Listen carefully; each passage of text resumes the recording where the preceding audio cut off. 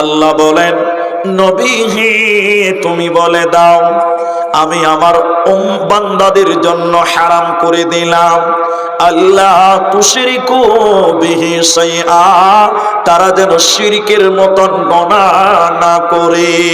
নবী মাদানী, নবী আহমদ, নবী মুহাম্মদুর রাসূলুল্লাহ সাল্লাল্লাহু আলাইহি ওয়াসাল্লাম। আল্লাহুম্মা আমিন, আল্লাহুম্মা সাল্লি আলাইহি, আল্লাহুম্মা বারিক আলাইহি। মোহতারাম ভাইও, আজিজ ও বুজুর্গ দোস্ত, কুরআনুল কারীম সূরা হুমাযা থেকে সূরা মাউন থেকে একটি আয়াত এবং হাদিসে নববী থেকে একটি মাত্র হাদিসের টুকরো পাঠ করেছি। উল্লেখিত আয়াত এবং হাদিসকে কেন্দ্রবিন্দুর মধ্যে রেখে কিছু কথা বলবো, যদি আল্লাহ তৌফিক দেন তো। আলাইহি তাওয়াক্কালতু ওয়া ইলাইহি উনীব। সম্মানিত উপস্থিতি, আমি কোরআনুল কারীমের যে আয়াত পড়েছি সে আয়াতটা বলার পূর্বে আপনাদেরকে একটি মাত্র আবেদন করব। আমি 1 ঘন্টা 1.5 ঘন্টা যতক্ষণই বলবো, আপনাদেরকে কিছু কথা জিজ্ঞাসা করলে আপনারা মুখ খুলে উত্তর দেবেন। একবার বলুন ইনশাআল্লাহ। সবাই বলুন ইনশাআল্লাহ। আপনারা যদি কথা বলেন তাহলে আপনাদেরকে আমি বুঝাতে পারবো, আর আপনারা যদি মনে করেন যে আপনি একলাই বলেন তাহলে আপনারা কিছু বুঝতে পারবেন না। তাই কখনো আপনি বলবেন, কখনো আমি বলবো। আপনাদের সেই বিষয়টি বলছি, যে বিষয় নিয়ে বক্তব্য রাখবো, সেটা বলার পূর্বে আরেকটি জরুরি কথা। এখানে অনেক মানুষ আপনারা একত্রিত হয়েছেন, বিভিন্ন জনের বিভিন্ন আরমান, বিভিন্ন আশা। সবার আশা হয়তো পূরণ নাও হতে পারে। আমি আপনাদের সামনে কয়েকটি আমল আপনাকে বলবো, যাকে বলা হয়েছে আমলে সলেহ।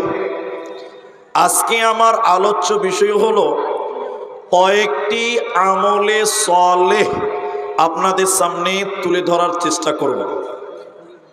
আল্লাহ তাবারাক ওয়া তাআলা গাদা গাদা আমল মানুষের কাছে চান না।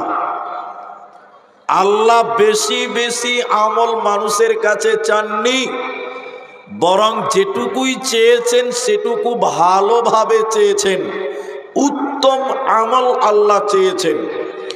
এজন্য বেশি বেশি করতে হবে এমনটা নয়, যেটুকু করবেন সেটুকু যেন ভালোভাবে হয় চেষ্টা করব সবাই। বলুন ইনশা, বলুন আল্লাহ।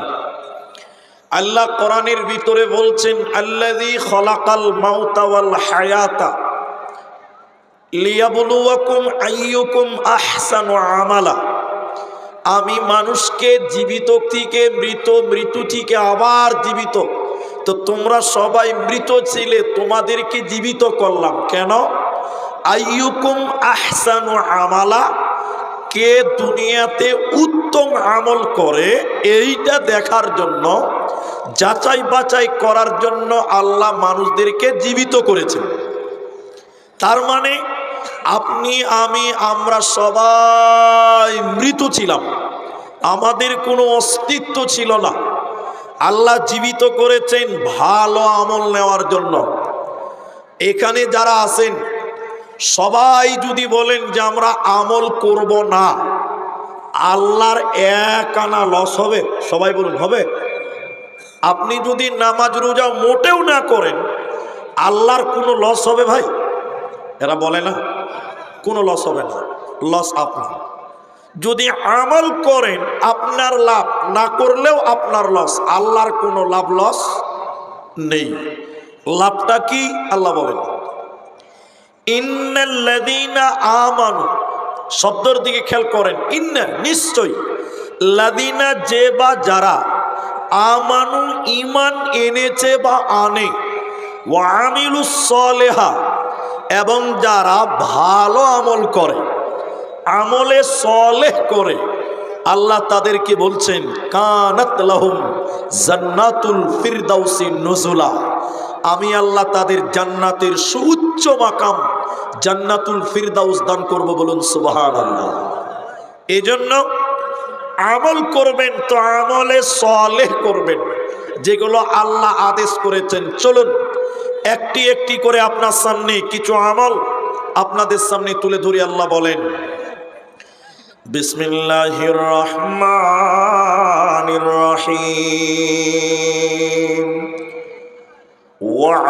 ওয়া'বুদুল্লাহা ওয়ালা তুশরিকু বিহি শাইআ। আল্লাহ তাবারক ওয়া তাআলা বলেন, হে পৃথিবীর লোকেরা, তোমরা আমি আল্লাহর ইবাদত করো। আল্লাহ হলেন স্রষ্টা, আমরা হলাম সৃষ্টি। আল্লাহ হলেন খালেক, আমরা হলাম মাখলুক। তো আমার আল্লাহ তার বান্দাদেরকে আদেশ করে বললেন, ওয়া'বুদুল্লাহ, তোরা আমি আল্লাহর ইবাদত কর। আল্লাহর ইবাদত কাকে বলা হয়? আল্লাহ যা আদেশ করেছেন সেগুলো মানার নাম ইবাদত। আল্লাহ যা নিষেধ করেছে তা থেকে বেঁচে থাকার নাম ইবাদত। আল্লাহ যা আদেশ করেছেন সেগুলো মানার নাম ইবাদত। আল্লাহ যা নিষেধ করেছে তা থেকে বেঁচে থাকার নাম ইবাদত। তো আমার আল্লাহ বলেন, ওয়া'বুদুল্লাহ, হে পৃথিবীর লোক, তোরা আমি আল্লাহর ইবাদত কর। ওয়ালা তুশরিকু বিহি শাইআ, এবং আমি আল্লাহর সঙ্গে কাউকে শরীক করবি না। এটি হলো আমার ইবাদত।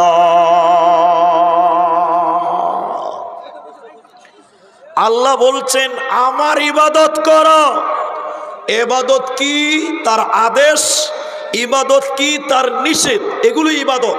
তা আল্লাহ এক নম্বর বললেন, ওয়ালা তুশরিকু বিহি শাইআ, তোমরা আল্লাহর সাথে কাউকে অংশীদার করবে না, শিরক করবে না, অংশীদার করবে না। তোমরা যদি শিরকের মতন গুনাহ করো তাহলে তোমরা ইবাদতকারী নয়, বরং তোমরা হলে বড় পাপী। আকবরুল কাবায়ের বলা হয় শিরককে, বড় পাপ বলা হয় শিরককে। এজন্য এক নাম্বার ইবাদত হবে শিরকের বিরুদ্ধে, তাওহীদের পক্ষে সর্ব অবস্থায় লড়াই করা। আল্লাহ শিরক করাকে হারাম করে দিয়েছেন। অন্য জায়গায় আল্লাহ তাবারক ওয়া তাআলা বলেন, কুল তাআলাউ আতলু মা হাররামা রাব্বুকুম আলাইকুম আল্লা তুশরিকু বিহি শাইআ। আল্লাহ বলেন, নবী হে তুমি বলে দাও, আমি আমার বান্দাদের জন্য হারাম করে দিলাম আল্লাহ তুশরিকু বিহি শাইআ, তারা যেন শিরকের মতন গুনাহ না করে। আমি আল্লাহ আমার বান্দাদের জন্য হারাম করে দিলাম। এজন্য যে ব্যক্তি শিরকের মতন গুনাহ করবে রে, ও আল্লাহর জান্নাতে যাবে না, পাবে না, দেবে না। সূরা মাইদার ৭২ নম্বর আয়াতে আল্লাহ তাবারক ওয়া তাআলা বলেন, ইন্নাহু মান ইউশরিক বিল্লাহ, নিশ্চয়ই যারা আমি আল্লাহর সঙ্গে কাউকে অংশীদার করলো, শিরকের মতন গুনাহ করলো, ফাকাদ হারামাল্লাহ, আমি আল্লাহ তার জন্য হারাম করে দিলাম। আমি আল্লাহ তার জন্য জান্নাত হারাম করে দিলাম। ও শিরকের মতন গুনাহ করেছে, আমি আল্লাহ তাকে জান্নাত দেব না, পাবে না, মিলবে না। তাই আল্লাহ আদেশ করলেন, শুনে নাও, ওয়া'বুদুল্লাহ, তোরা আমি আল্লাহর ইবাদত কর। ওয়ালা তুশরিকু বিহি শাইআ, আর আমি আল্লাহর সঙ্গে কাউকে অংশীদার করবে না, শিরকের মতন গুনাহ করবে না। আল্লাহ সব বরদাস্ত করতে পারেন, কিন্তু একটা পাপ আল্লাহ কখনো মানতে পারেন না, সেটা হলো শিরক। এই পাপটা আল্লাহ মানতে পারেন না। এজন্য আল্লাহ বললেন, আমার ইবাদত করো, তবে শিরকের মতন গুনাহ করে নয়। এখন আপনারা যারা আছেন আমার দিকে একবার অ্যাটেনশন হন। এখন পাকুড়, এই যে জয়কৃষ্ণপুর বলেন, পাকুড় বলেন, অত্র এলাকাতে মুসলমানদের মধ্যে শিরকের গুনাহ আছে না নাই বলেন? সবাই বলুন আছে না নাই? আছে।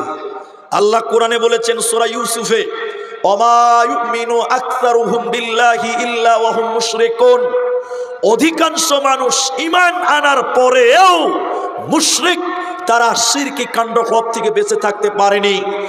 আজ কেউ তদন্ত করে দেখেন, অনেক মুসলমান নামাজ পড়ে, মাথায় টুপি, মুখে দাড়ি, এরপরও তারা শিরকের মতন গুনাতে জড়িয়ে আছে।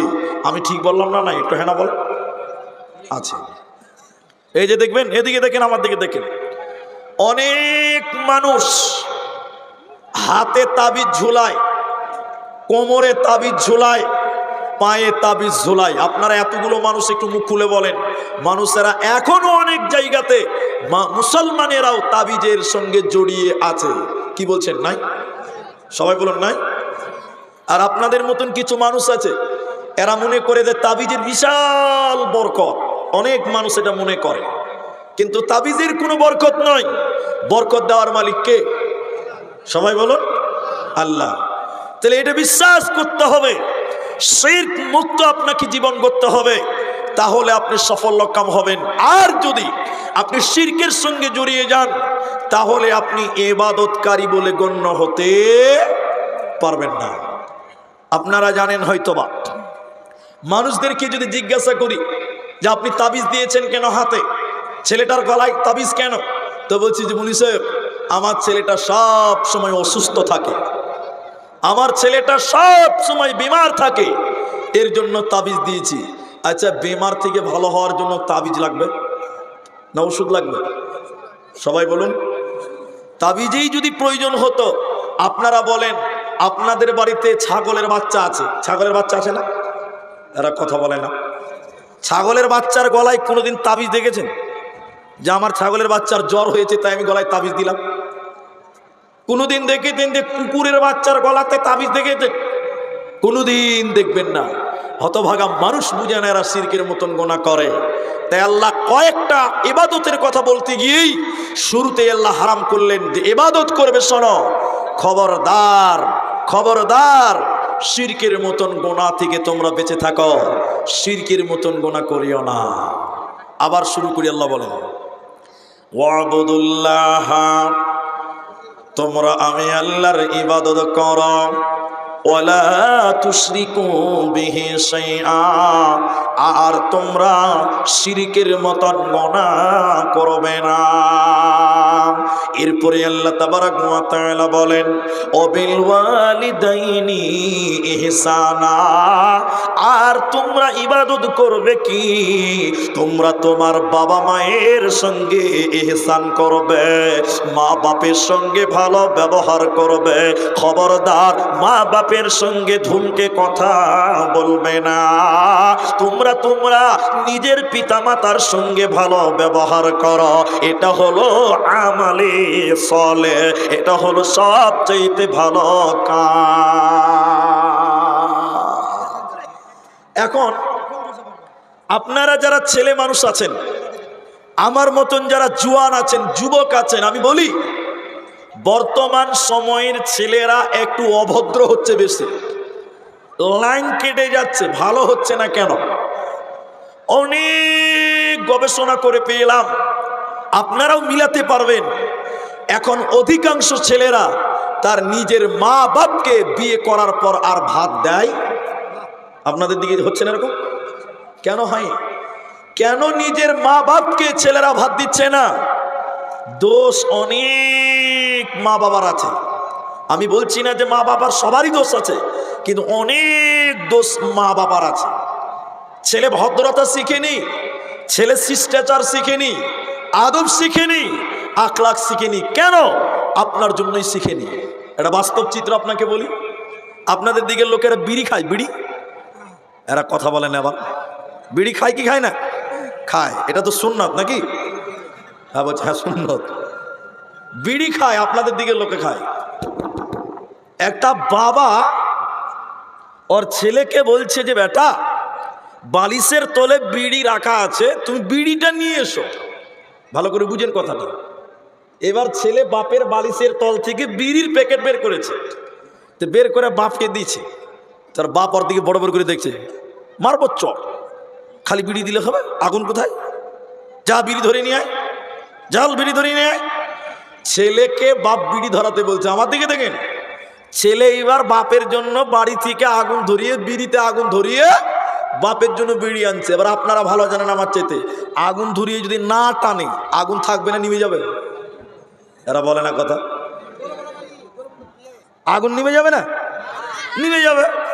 এবার ছেলে ঘরে আগুন ধরিয়ে বিড়িটা আনতে আনতে আনতে আনতে আগুন নিভে গেছে।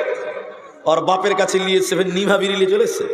তো ওর বাপ বলছে, এই গাধা, মারবো চর, বিড়ি নিভে গেছে যারা, তো নিবলো তো আমি কি করবো আব্বা?